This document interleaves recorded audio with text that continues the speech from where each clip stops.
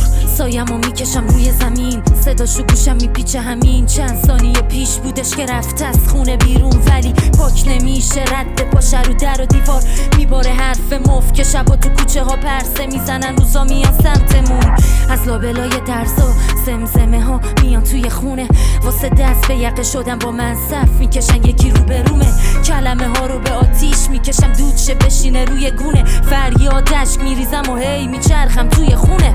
روزا در حال مردنم، شبا جسدم و جمع میکنم توی کیسه میدم بذار صبح سر راشم در تا که تفریح کنم، بازیش گرفته بود با منم این بازی رو تک نمی کنم، یه قاتل ساخته شد ازم به سرعت و شدم مرتکب قتل خودم، دیگه بدتر از اینم مگه داریم؟ بپرسن این بار چندمه که میمیری؟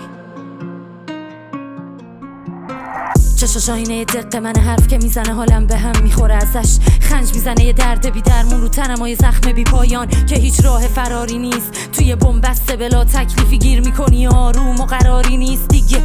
تا ابد مثل یه ریل کشیده شده به دور کوه، صد حصار دور من و خودشم اون قطاری که میچرخه مدام تا نکنم ترک زمین، شاید همین منو نجاتم بده یا همین منو به کشتم بده، با همیم هنوزم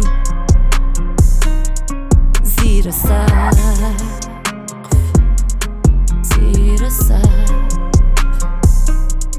زیر سقف، زیر سقف، جسم من آمادگیشو نداشت چون روحم زخمی بود،